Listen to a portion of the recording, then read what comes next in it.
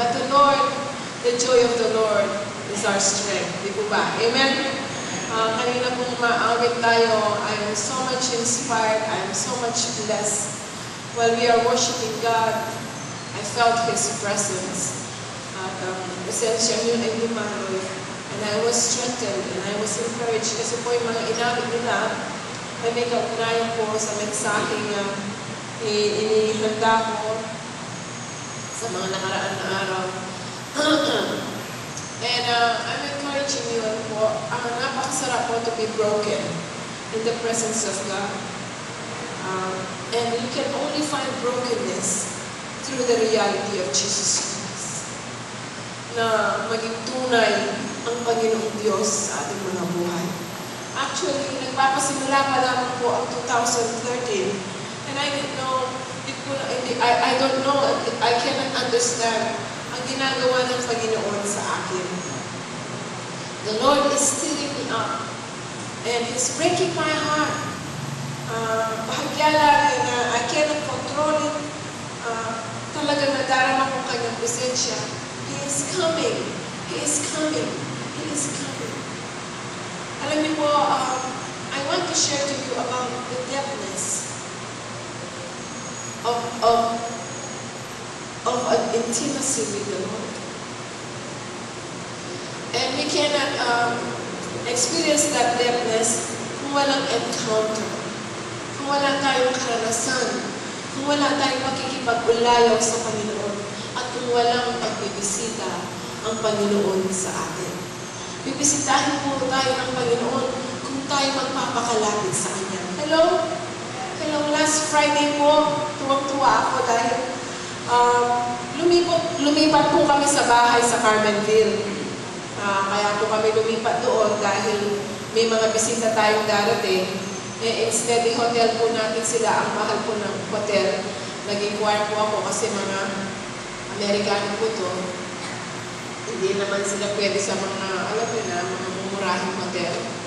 So, nag-inquire po ako, we will spend 14,000 pesos a day sa dalawang couple po ito. So, naisip ko, instead, i-hotel natin sila, doon ko na lang sila itira sa bahay. So, sa biyaya po ni Lord, naghiram po kami mga furniture, naayos po namin yung bahay. At nakita niyo po ba yung mga nakaraan, yung Valentine's natin, yung nakapaskil na mga poster na pinintahan ni Brother Joseph. Habang po pinintahan po ni Brother Joseph, pray po yun, sabi ko, makatatakno ka ako rin. Nung ating manyan, sabihan ko kako na lang. Kasi po, pinaframe ko po yun. At inilagay po sa bahay para lang magkaroon ng konting decoration. Kanya may darating tayong bisita. At ang ganda po ng kinalabasan. At sabi ko, we can let them stay here at makakatipid tayo. At hindi naman tayo mahihiya. Salamat po, purihin ng Diyos sa maraming mga tubig. Malumuta kanina. Thank you, Sister Miriam. Ever faithful Sister Miriam. Palakpakan po natin ang buhay ni Sister Miriam. Ang sakripisyo po niyan sa puyat, sa maagang pamamalengke, sa pagluluto, ang sakripisyo niya kahit sa pagsisigaw. Amen. Pag tinawag niya, mga tama! Well, okay. So, doon po sila ibabahay. And pagkain na lang po ang ating gagasusin. Well, anyway, pagbalik po ako last Friday, sinabi ko sa mga Friday group, doon natin gagawin ang ating overnight prayer. Nagtaka po ako, ang dami namin last Friday, napuno po yung malaking sala niya. And the Lord came. Dumating po ako ngayon. Every Friday, nagtataka po kami. Palaging meron kami mga bisitang pastor na hindi naman taga dito sa church natin.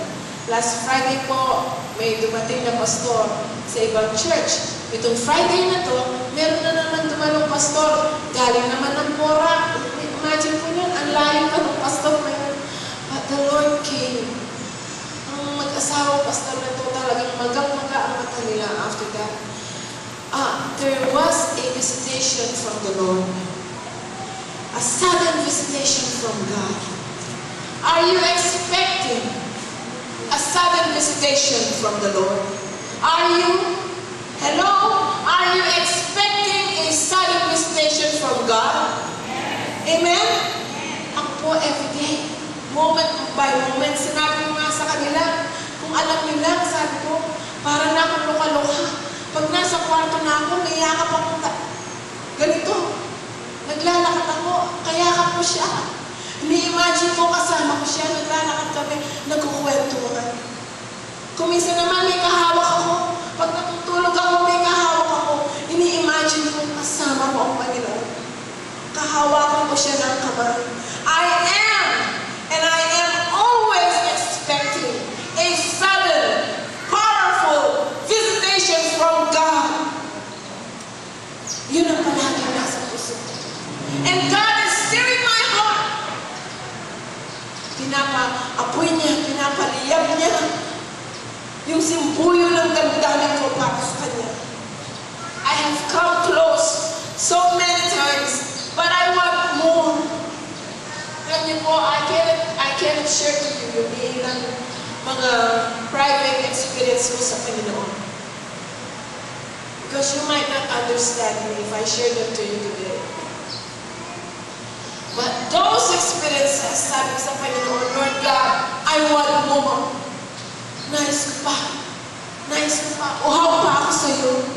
I am so ready, Lord God, for a real, raw, reigning, regenerating, restoring, transforming visitation from God. Nawa po, no? Ang dalangin ko sa iglesia ito, alam niyo, I am living on April 17.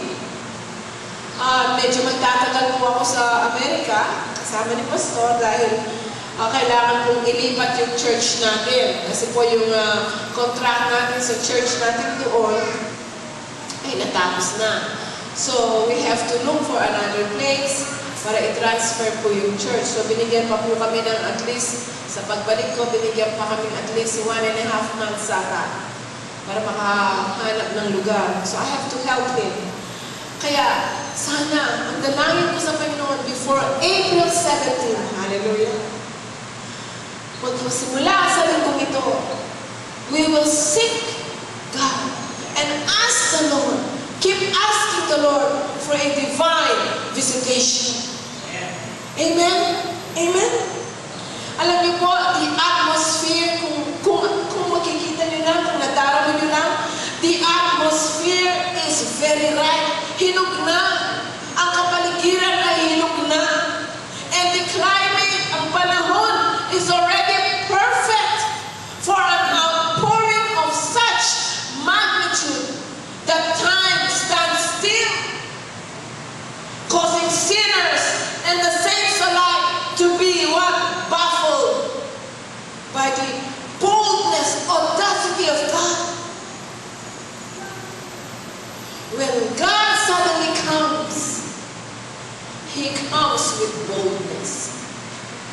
Kapag ikaw ay binisita ng Diyos, walang paligoy-ligoy yan. He just tell you right there and there.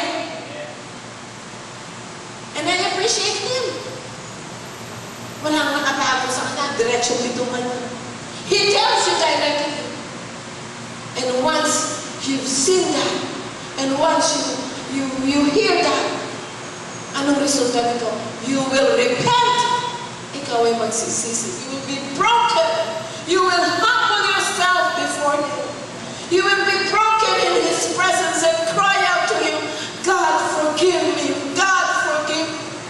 Panginoon, patawarin mo ko. Napabayaan kita. Panginoon, nagbabalik loob ako sa iyo. Panginoon, ayoko mawalay sa iyo. Panginoon, nananabik ako sa iyo. Napakasarap ng iyong pagbisita. Napakasarap ng iyong pagtutuwid sa akin. Napakasarap ng iyong presensya. I say, come down, Lord God. Halika, Panginoon. Dumakot ka sa lugar na to. Magpakita ka, maghayag ka. Manifest yourself. Visit us, O God. Saints, I am ready to do it again. Palakpakan po natin ang Panginoon. Say it, I am ready. Hindi kayo ready? Say it, I am ready for God to do it again. Amen. In Acts 2:2, sinasabi po doon in Acts 2:2, sabi po doon, suddenly, a sound like the blowing of a violent wind came from heaven and filled the whole house where they were sitting. Sabi doon, suddenly, bigla na lang. But first, we need to be ready. Kailangan maghanda tayo. There is a preparation. I am making a major shift in my core beliefs now. I am looking beyond the current events and returning to the main thing. Kumisan po kasi naliligaw ang ating mga attention eh. Actually, may sumulat po sa akin mga kapatiran natin sa Korea. Meron po tayong mga kaibigan na mga Koreano sa Korea. At ang anak po nila ay malapit sa akin. Sabi niya, Mami Karina, sama niyo Karina. Sabi niya, pray for us. They want to attack Korea. North Korea want to attack South Korea.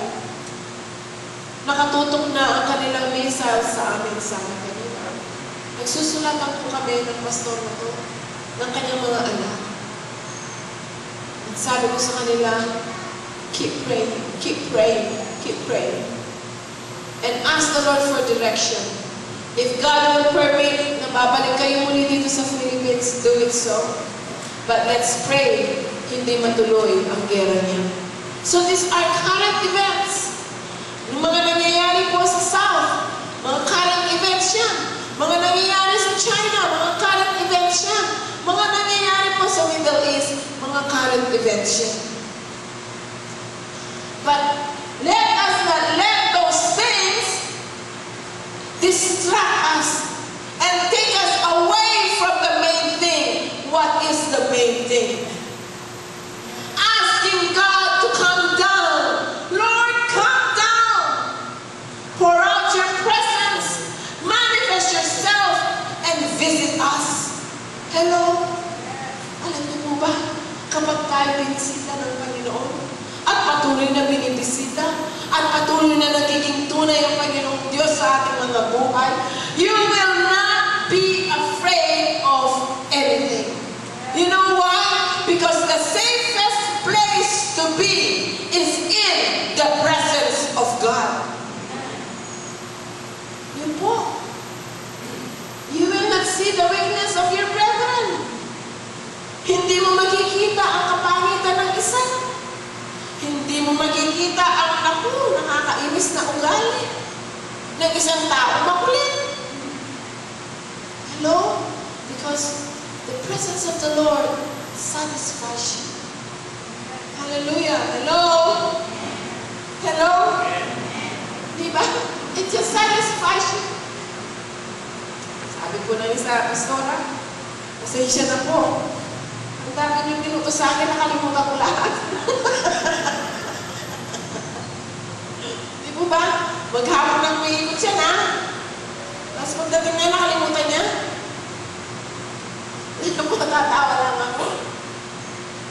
Sabi ko nga. You know, because if you are so filled with the Lord, okay? Kaya nga sabi nila sa akin, naku, bakit mo nababata ang taong yan? Kung ako lang, pinaalis ko na yan. Hello?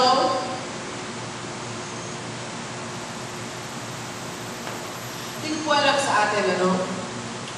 But I've heard enough about what is not working, and what is broken, and what cannot be fixed.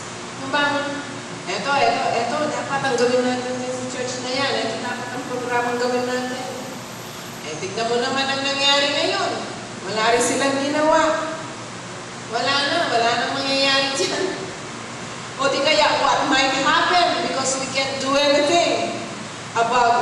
broken and what cannot be fixed.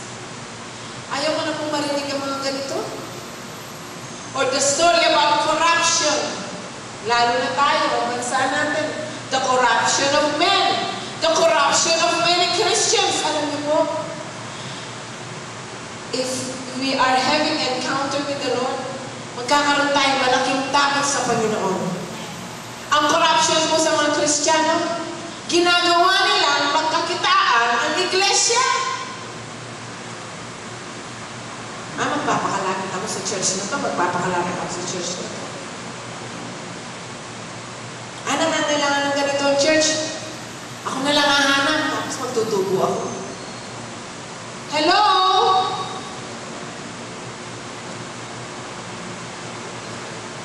Ang church pa. Alam niyo po, pag ganyan ang ating attitude, magbubunga yan. Kasi kung anong tinanim natin, lalago yan, tapos mag-aani tayo. Nagtanim tayo ng corruption, nagtanim tayo ng patago, nagtanim tayo ng pagkakitaan natin ng church, lalago yan. Tapos aani tayo. It's payback time, sabi niya. The principle of sowing and reaping. Dapat po matakot tayo. Give unto Caesars what is due to Caesars. But give unto God what's due God. Hello? Hello? Do you want the favor of the Lord? Do you want God to bless you? Then give unto God what's due God. And keep sowing what is right and what is good. Hello? You know, even of the greed of men, o di kaya of the witness of fallen leaders, or about the wrongness ng ating sanlibutan. Marami na pong mali dito eh. Bat-bat po ng kasalanan ang mundo. But there is good news. God is calling out for people. People whose hearts cry is for the Lord. He's looking through and fro, looking for men and women whose hearts cry is for God alone. There's that good news. Ating kongregasyon na to, I want and I pray and I hope that your heart's cry is for God alone. Hello? Hello? Kakatina po ng alien na yan. Hello?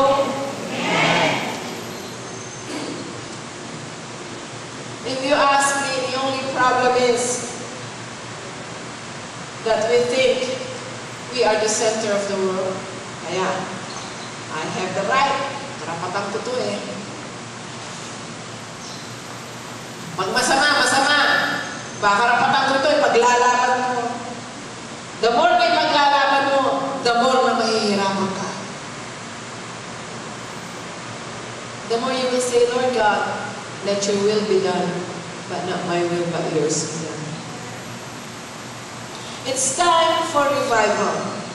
Kanina po inawit natin that revival may come to this land once again.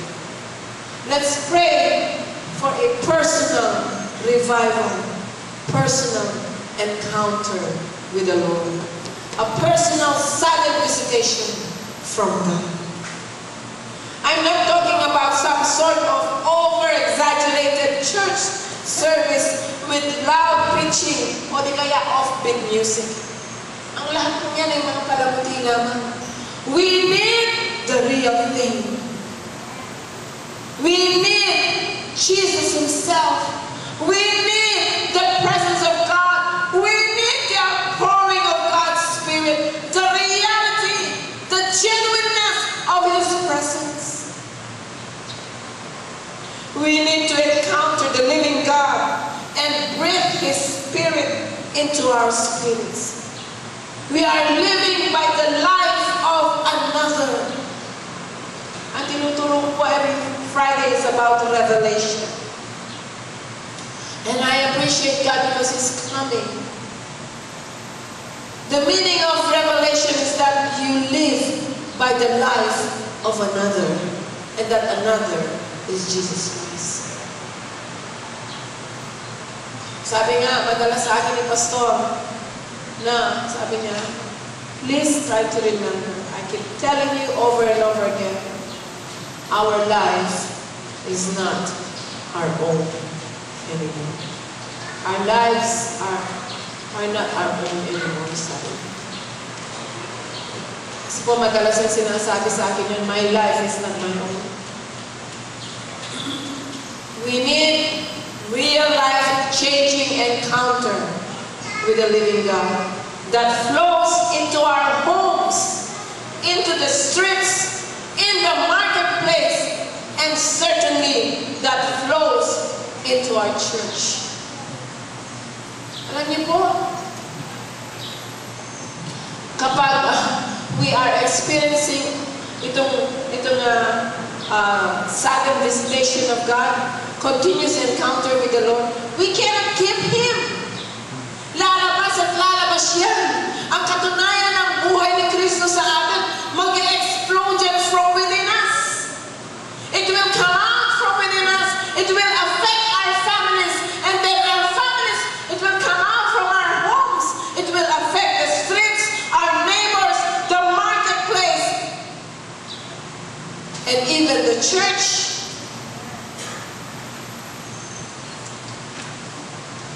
Wala nang masama sa religion eh. Kaya lang kung minsan nagpapalaki ito ng ulo. O di kaya nagpapababa. Ang mahalaga, we need the real thing. Hallelujah. Na magiging tunay si Kristo sa bawat buhay natin at nagbubunga ang buhay niya sa buhay natin. Nakikita nila si Kristo sa buhay natin. I'm crying out for God. I'm crying out each night for a sweeping outpouring of the Holy Spirit. And here is the shift, okay? I want God to be the center of everything in my world. Hindi ko maunawaan eh. Hindi ko makontrol. Nagdadrive ako, hindi ko makontrol. Nagtatangas ako. Bago ko matulog, I cannot keep it. I keep talking to Him. Kung wala na ako, mabuting sabihin, sasabihin sa Kanya, Yaramash ka kaya raba. Nekuy yaramas ka rabas kaya ko naman. I keep talking to Him. It's my spirit who will continue to communicate with Him. At kapag ako matutulog na, sabi ko, Panginoon, hindi rin napapagod ang spirit mo. Katawan ko napapagod. I'm going to sleep. But let my spirit continue to speak to you. Para sigurado po, alam niyo ang gagawin ko? To turn on ko po ang mga preaching and then I will listen to them hanggang makakatulog ako. Or either the Word of God, I listen to them hanggang makakatulog ako. The atmosphere. I create the atmosphere. I create the environment for spirituality, for maturity. Hello? Nandiyan po ba kayo? Sa kotse, praise songs.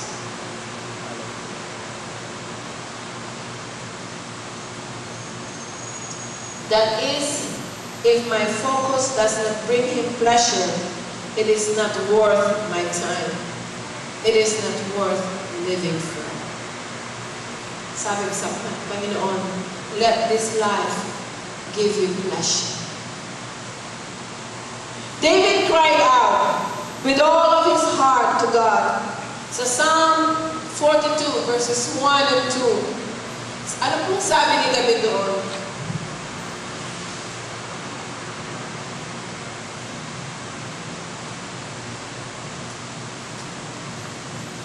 As the deer pants for streams of water, so my soul pants for you, O God. My soul thirsts for God, for the living God. Where can I go and meet my God? I am thirsty for one thing, I want to meet with God. Hallelujah. Nothing deserves my attention anymore right now. I am only thirsty for one thing. I want to meet with God. Ito po bang nasa puso natin? Nung nakaraang Lunes po, meron po akong nirentahan na isang unit yung mga unit po ng mga CDC dyan sa Clark. Nag-stay po kami ng overnight kasama po ng ilang mga workers and pastors. At malapit na malapit po ito sa parade ground. Pag bukas mo ng ganun ng sliding door sa likod, parade ground na. So naglakad po kami doon habang naglalakad, may kausap akong kapatid. Then after that, nagkaroon pa po akong pagkakataon na maglakad doon. At sa may likod lang. And I found time na makipag-ulayaw sa Panginoon. And nagdamang ko ako, you know what? Kapag patuloy po tayong lumalapit kay Lord, kikilala natin siya. Kung sino siya, kung ano siya. Aralan po natin ang ugali niya and the way he thinks, the way he sees ang isang sitwasyon. Natututuhan po natin yun. Para bagang sinasabi niya sa akin, ang dami po kong yung bang aking kapampangan na kung karakala, pera na sitwasyon kayo. At kareta pong pera na sitwasyon kayo, meron po yung sinabi na kanaan. Lahat na niyan ay nasa plano ko para sa inyo. Eh kung lahat ng ito ay nasa plano niya para sa akin, hindi ako kailangan magreklamo. Hello? Di po ba? Bakit nandito ngayon ang tao nito sa buhay ko? Yan ay nakapaloob sa plano ko. Amen? Kung sinabi niya yun, sabi ko, I get so thrilled with Jesus. Every moment of the day na itong tao ito, I get so thrilled with Jesus. It's the truth, the life, the way. Salamat Panginoon sa tao ito. I get so thrilled with Jesus. He satisfies my longing soul. Pagdating po doon, Lord God, I have you. I have you. You satisfy my longing soul. If I have you, in you, and I am so satisfied, I see all things around me beautiful. And then you will make all things beautiful in your time. He makes all things beautiful in His time. Amen? Palakpak po natin si Lord. Amen? Kaya niyo po, sa lahat ng sitwasyon, sabi ko sa Panginoon, I get so thrilled with Jesus. He's the one who makes me whole. Masarap po, Panginoon. So sabi ko sa Kanya, Lord, salamat po sa panahon na ito. Nakapag-overnight kami dito. Tinignan ko po yung dahon yun, 1, 2, 3, 4, 4 na unit, para doon po namin gagawin yung couples getaway para sa mga couples. Hiwalay ko po sila so that they will have time kahit overnight lang to enjoy one another. Wala muna yung mga bata, wala muna yung mga alingas-ngas. Pinag-usapan po namin that night, lahat po ng mga anak nila, kung wala silang maiwanan sa mga anak nila, pwede silang mag-stay dito sa church. Mag-iiwan kaming mga taong mag-aalaga, magluluto sa mga bata, at magkakaroon silang activity dito.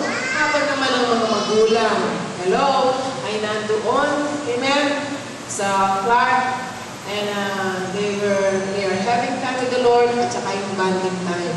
So ito po, kahit po mga matatanda, meron kayong mga matatanda sa bahay, Well, pwede po natin silang iwan dito for just one night. Okay? One night. Okay? For that bonding time. Amen po ba? Amen. Amen. Alam niyo po, blessing po yan. Sabi nga ng Panginoon, ang ministry for the children and the widows. Okay? Minsan po sabi ko, children, ang dami na natin ministry sa mga bata. Nagpapakain tayo ganito. Sa widows, wala pa. Sabi ko one time. Siguro narinig ako ni Lord, nagpadala siya ng widow. Amen. Amen. Amen po. Praise God. So I am thirsty for one thing. I want to meet with God. Nothing deserves my attention anymore right now. I am constantly being drawn into prayer and time for God. This is a sobering time. Ito ang panahon ng pagpapakatinong. Amen? Amen. If you are always plunging into the depths of Jesus Christ, titino ang pag-iisip mo, titino ang pag-unawa mo, titino ang paningin mo sa anumang sitwasyon inilagay ka ng Diyos. Titino ka! And then you will what? You will bear the fruit of the Spirit. But it is a process. Amen. Ito po ay proseso. Hindi instant ito. But it takes what? Humility. It takes what? Brokenness. It takes what? Sacrifice. It takes understanding. It takes a willingness. Hallelujah. A willingness. Summer times call for definite action. Kapag ikaw ay titulo, magbubunga yan sa buhay mo, siguradong gagawa ka ng mabuti para sa Panginoong Diyos una, and then para sa kapwa mo. Hello? Hello? The most important action you and I can take right now is to be in what? Prayer. I encourage you, magbalik po tayo sa panalangin. Hello? Because kapag ikaw ay nagpapakalapit sa Diyos, hindi pwedeng hindi ka manalangin. You will always be in prayer. Prayer is the key for our spiritual sustenance during famine-like conditions. Alam niyo po yung famine, kakulangan. Kakulangan hindi sa pagkain, kakulangan sa katunayan ng Diyos sa buhay natin, kakulangan sa presensya ng Diyos. The famine time is the lackness, ang kakulangan ng katuwiran sa ating mga buhay. Na tayo kakitaan ng pagbabago. Kailangan po tayo magbago. Kung tayo mga tunay na Kristiyano, kailangan may pagbabago. At tayo patuloy na magpakalapit sa Diyos. At ito'y makikita. Magbubunga, makikita ng ating mga sambahayan. They will see that changes na nangyayari sa atin. Okay.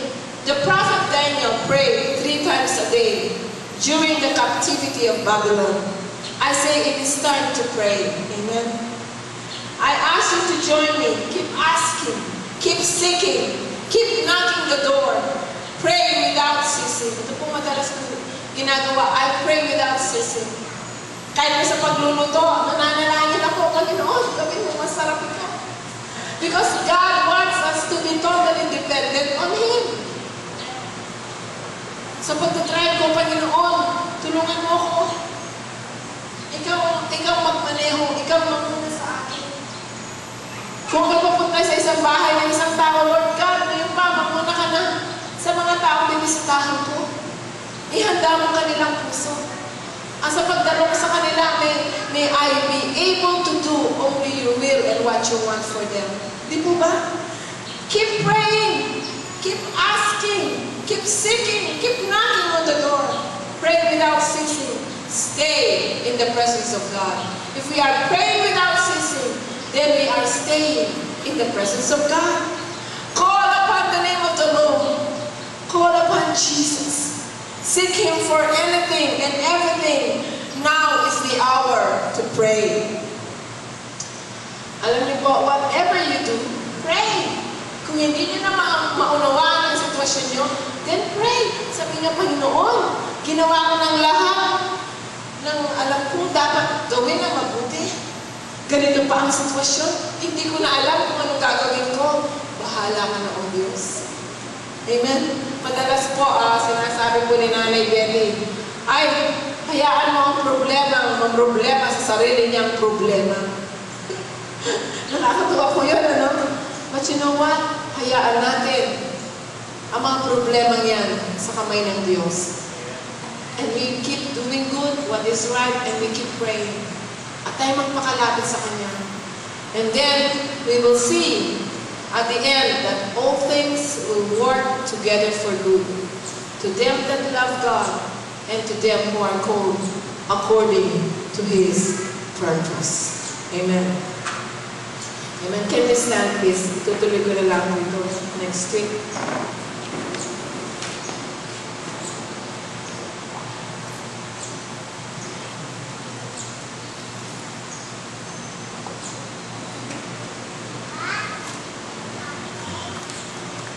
Praise God.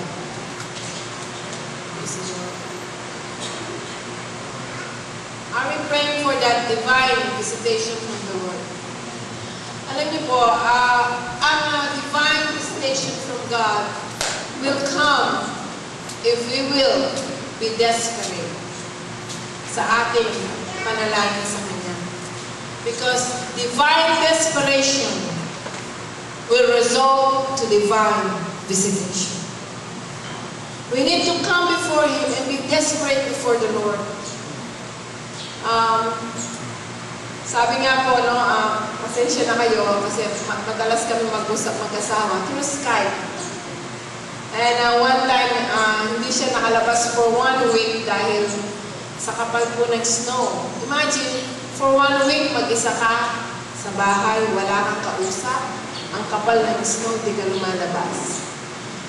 So, I know he's struggling, but he's finding time to enjoy the presence of God. Doon po niya sinabi sa akin, kanina tandaan mo, sabi niya, ang mga buhay natin ay hindi na sa atin.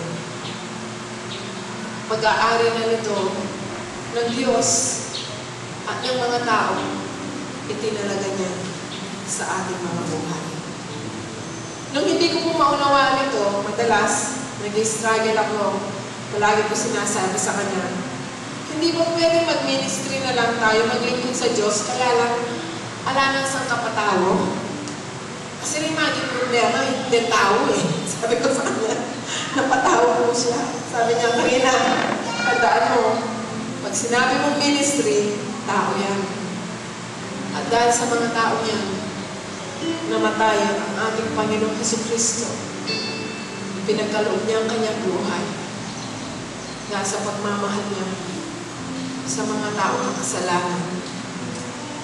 Sino ba tayo nahihingi sa Diyos na huwag niya tayong bigyan ng mga tao? Alam niyo po, ako'y nagsisi. Sabi ko sa Panginoon, Lord, give me a big heart to love people beyond their weaknesses. Help me to see you above their weaknesses and all the things that they're doing to others and to me. Help me to see you, God. So sa umaga po ito, I appreciate the Lord sa mga ginagawa niya sa buhay namin mag-asawa. I appreciate the Lord sa mga tao na kapalibot sa amin. I appreciate the Lord for you, kongregasyon na to, mga workers na nandito, mga pastor natin. I thank the Lord. I thank Him so much for giving me a heart to love. Hiningi ko lang po a portion of your heart, Lord Jesus. Just a portion of your heart. At unti-unti po, ito'y ginagawa niya sa buhay mo. So sa umaga nito, let's ask the Lord to visit us. Amen. Hindi tayo magbabago unless God will visit us. Siya mismo ang darating sa buhay natin at siya mismo ang magbabago sa atin. Can we raise those hands?